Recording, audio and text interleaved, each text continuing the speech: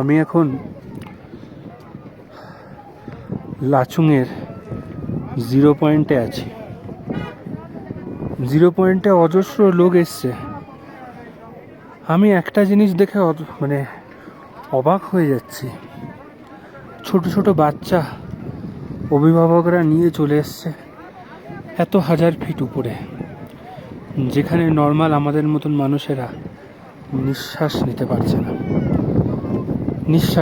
যে নিঃশ্বাস প্রয়োজন, যে অক্সিজেন শরীরের প্রত্যেকটা অঙ্গকে চালানোর জন্য প্রয়োজন, ওইটুকুটুকু বাচ্চা আপনারা হয়তো ভিডিওতে দেখতে পাচ্ছেন।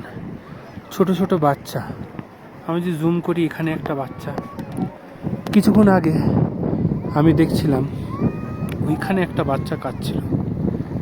ওই বাচ্চাটা মার কোলে ছিল। মার কোলের সঙ্গে ওই যে ব্রিজটা সবাই পার করছে না, ওই ব্রিজটা পার করতে গিয়ে বাচ্চা এবং মা দুজনাই পড়ে গেছে। আর একটা দৃশ্য যদি দেখাই, ওইখানে একটি মা এবং তার বাচ্চা নামতে পারছে না পাহাড় থেকে। এসব দৃশ্য দেখার পর আমি অবাক হয়ে যাচ্ছি কি মানুষের সেই সাহস, মানুষের সেই কেয়ারলেস নেচার তাদের বাচ্চার প্রতি। বিশেষ করে বাঙালিদের মধ্যে, আমি বাঙালি অভিভাবকরা রয়েছে তাদের মধ্যে দেখেছি তারা 7-8 ঘন্টার জার্নি করে লাচুং, তারপরে ওখান থেকে মোটামুটি এখানে দেখতে পাচ্ছেন আরেকজনকে ধরে নিয়ে যাচ্ছে। মোটামুটি আরও 2 ঘন্টার জার্নি করে 0 পয়েন্টে এসে ইয়াংথম ভ্যালি ক্রস করে। কি আছে এই 0 পয়েন্টে?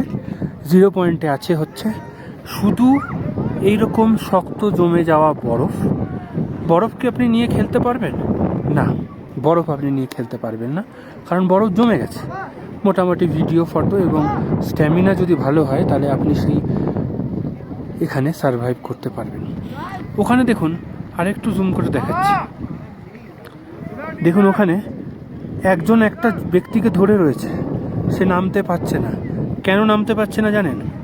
কারণ আমি বলি, সূর্য উপরে সেই শক্ত স্নোফল যে বরফগুলো রয়েছে সেগুলো জমছে, জমার পরে আবার পরের দিন সেগুলো ফ্রিজ হয়ে যাচ্ছে। ফ্রিজ হয়ে যাওয়ার পরে ওটা একটা লেয়ার জমে যাচ্ছে, যেরকম আপনারা বরফ জমা মাইনাসে দেখেন না, জল জমে যায়, সেরকম জমে যাচ্ছে। সেটা স্লিপারি হচ্ছে, আর মানুষজন আছাড় খেয়ে পড়ছে। আর আছাড় খেয়ে পড়ে যদি ওদের ভিতরে একটা পাথরে গিয়ে যদি মাথাটা, বুকটা বা যদি কোনো শরীরের কোনো অঙ্গ লাগে, তাহলে গুরুতরভাবে তারা আহত হবে। অক্সিজেনের কমি এবং তার সাথে সাথে কোনো শরীরের কোনো জায়গায় আঘাত লাগা হচ্ছে সারভাইভ করা মুশকিল। যে উদ্দেশ্যের জন্যে আমি ভিডিওটা করছি সেটা হচ্ছে এই ছোট ছোট বাচ্চাগুলো কি কষ্ট না পাচ্ছে, তারা কীরকম কষ্ট পাচ্ছে আমি দেখাই আপনাকে। দূর থেকে তো আমি দেখাচ্ছি কীরকম কষ্ট পাচ্ছে। আমি বলি, সাংঘাতিক লেভেলের তারা কষ্ট পাচ্ছে।